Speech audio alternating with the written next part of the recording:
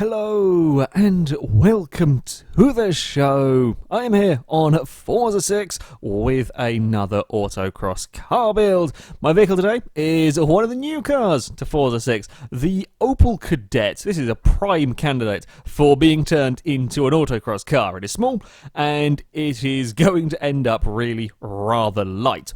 I do have concerns about the tyre widths. I'm suspecting we're going to have fairly small tyres on this car. I fear we may have the similar issues we had with the Datsun.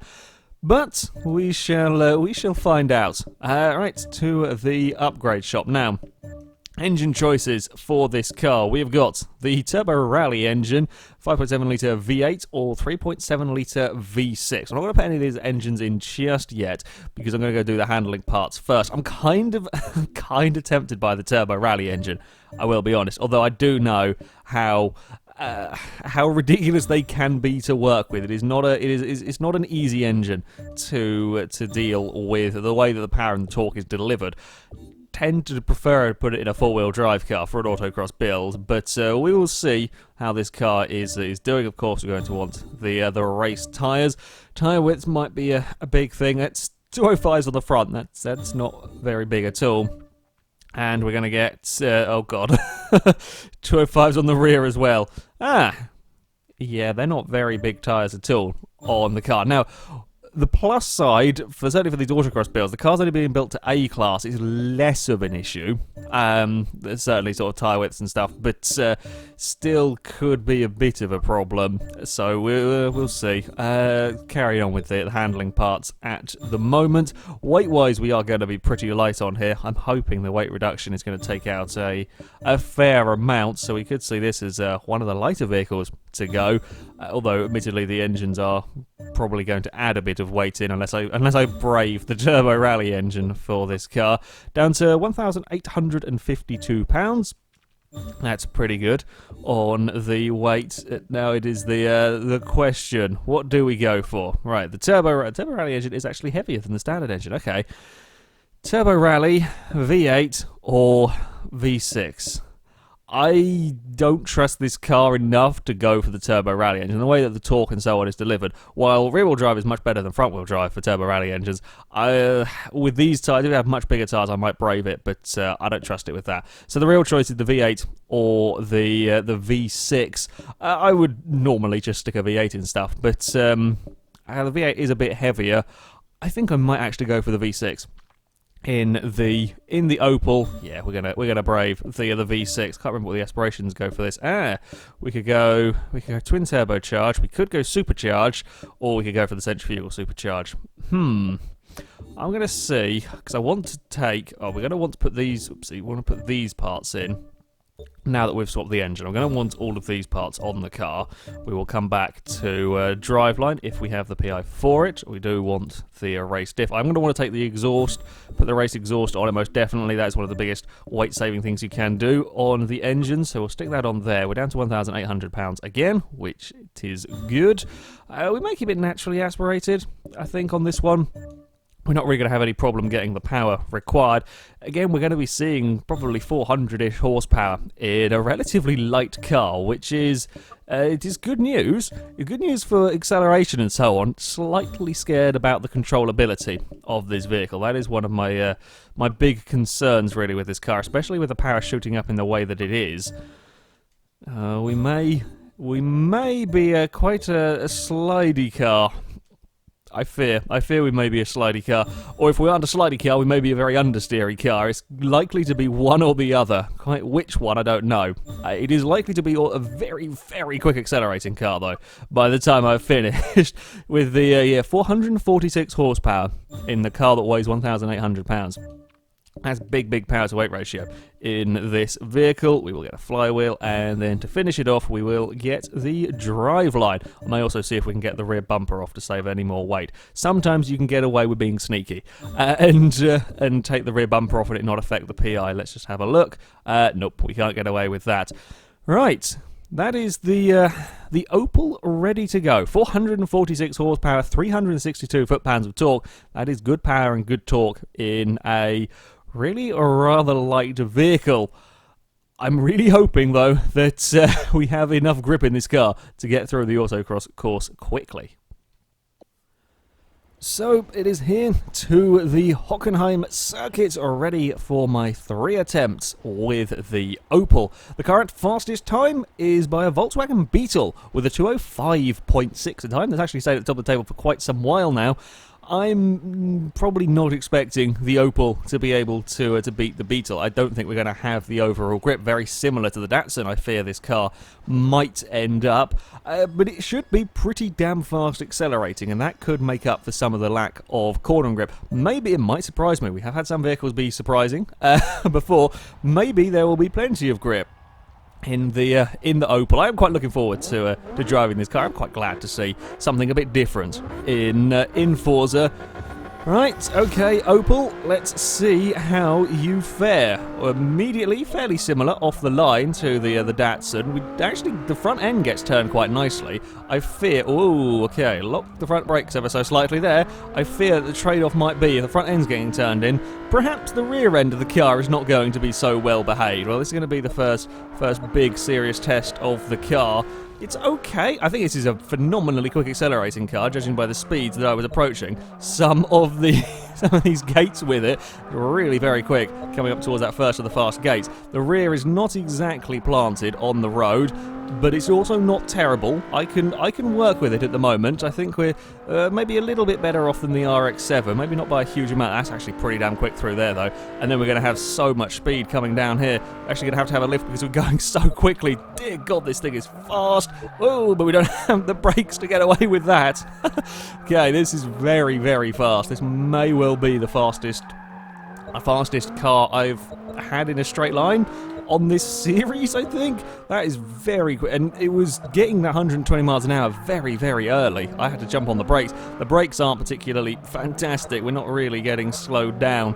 I say we're not getting slowed down particularly well, but we're talking in comparison to other cars, it's actually going quite a lot quicker into the braking zone, so that might be what is catching me out with it. Don't lock the brakes. Similar thing with the brakes in this as there were in the Datsun. Very, very easy to lock them up in it, so I'm going to have to be wary of that, try and get it slowed down for the hairpin. I'm going to run a little too deep again. Yeah, this thing is stupid fast out of the corners. I like it. I like it because it is so stupid fast.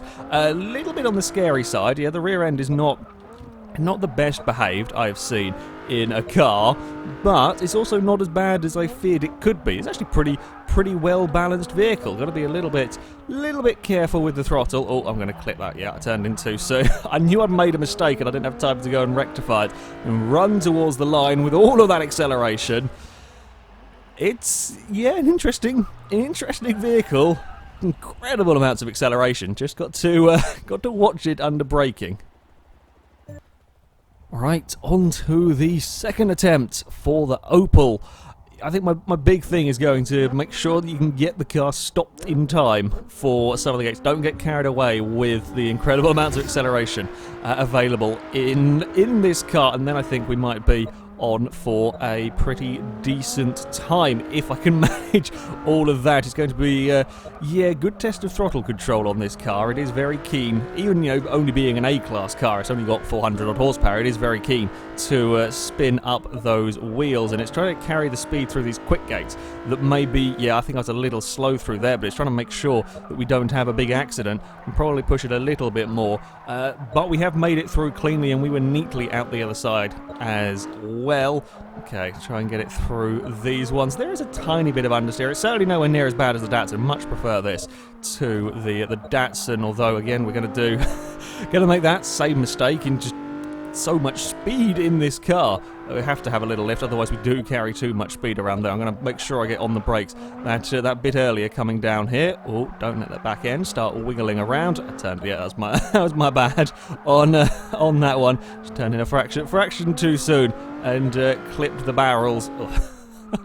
I like this. I like this as an A-class car. Might not be the best for autocross. We don't really have the grip to challenge the likes of the Beetle, I don't think. But the acceleration in this thing is incredible, and it's still pretty controllable. I'm liking this as an A-class car. It may just be a little too crazy for autocrossing. That is a lot of speed coming down here that you've got to try and make sure you can tame and make sure you get it all under control. before you unleash it down towards the next corner, and then really got to try and get your braking points right as we come into the hairpin. Let it drift out a little bit wide. There we go. That was a very, very nice line through there. And you can see I'm not really fighting the back end of the car completely. It's just about on edge through the whole of this course. It's just on that. It wants to be sliding around a little bit limit. Okay, and then try and be neat towards the line with this. Oh, that was I thought I was clear of that one there. Okay, we've had a couple of small brushes on the gates. It's looking quick though. I mean, that's with 15 seconds of time penalties. Yeah, the Opel is looking quick if I can keep it all together. On to the final run for the Kadett. I've got to cut out the silly mistakes, don't turn in too soon, and clip a barrel if I can do that. I reckon we can get a pretty damn fast time from this car. It is a little bit more on edge, I think, is probably the best way to describe it, than the normal sort of car that I would choose for autocross. It's very, very easy to spin the wheels, to lock wheels here and there, and get it sliding out of corners. But it's a bit more predictable than the Datsun, so I definitely prefer driving this car. It is monumentally fast accelerating when you can get that power down and keep everything all under control nicely in it.